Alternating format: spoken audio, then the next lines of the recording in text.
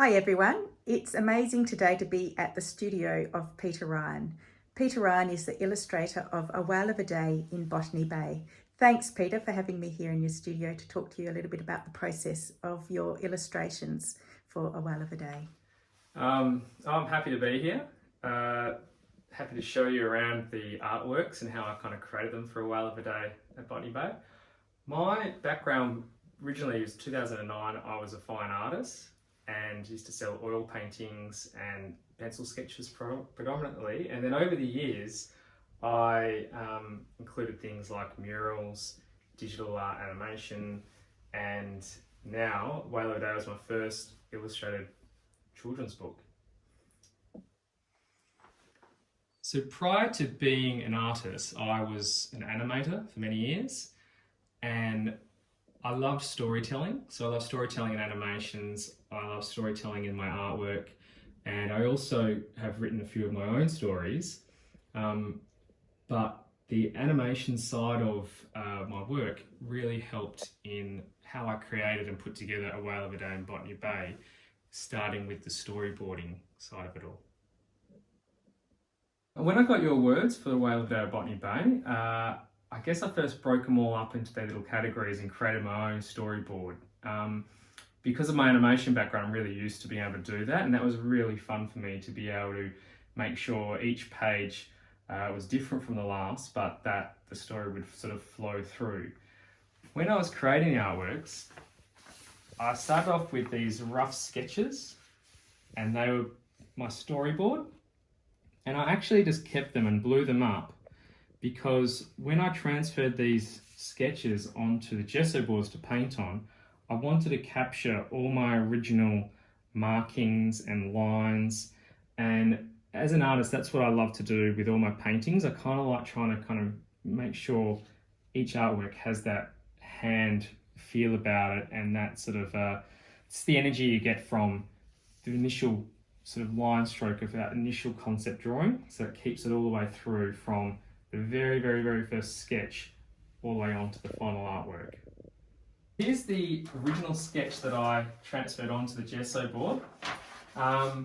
It's the first time I did so many artworks on these. They are really nice to paint on, and I painted with acrylic paints. I also had touches of pencil and ink added in there for little details.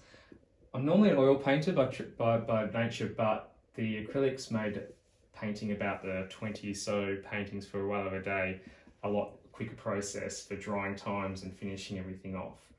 From that was then digitized, and I then took it into sort of my digital painting programs and added some extra details and some finesse. So in this example, you can see it's missing its big blowing swirl. That was because it gave me flexibility. If I painted it in and it wasn't right, when I was sort of manipulating where the words would sit, things like that, it's very hard to change a finished painting. But by leaving certain elements out, I could digitally paint them on. I had all the control of where it would sort of lay out. And so yeah, having that sort of added skill of animation and digital artwork really helps the whole process work really well, and the flexibility makes it great for me and for the publishers as well when they're trying to make a few tweaks and changes along the way.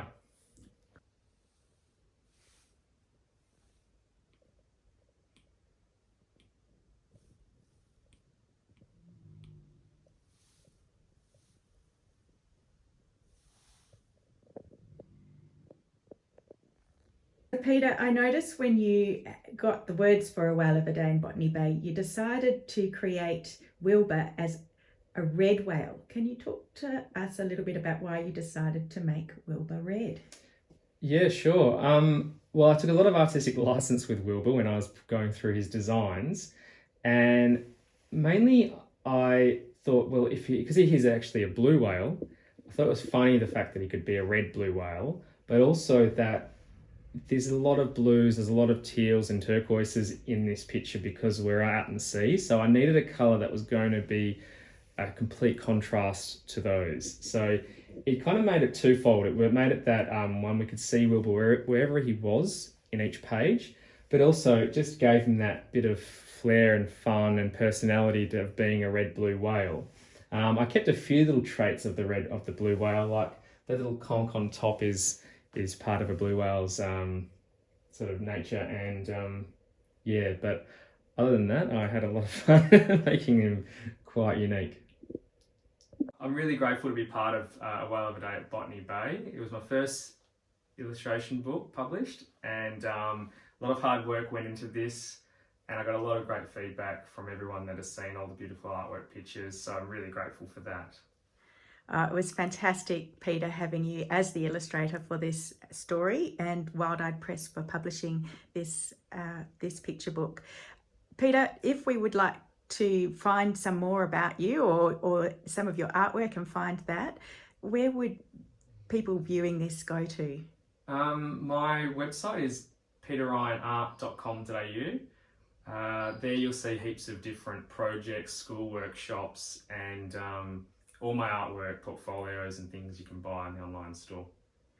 Fantastic. And I know that you create amazing murals around town as well, so we can find your artwork on many buildings. I think I might try and have a little bit of a drive around and find some of your great murals to show everyone too. Yeah, my latest one is at Hillary's Boat Harbour. You can't miss that one. I was there for a long time last year, painting all around that whole sort of corner of where the Great Escape used to be. So yeah, check it out. Fantastic. Thanks, Peter. Thanks. See you later. Bye.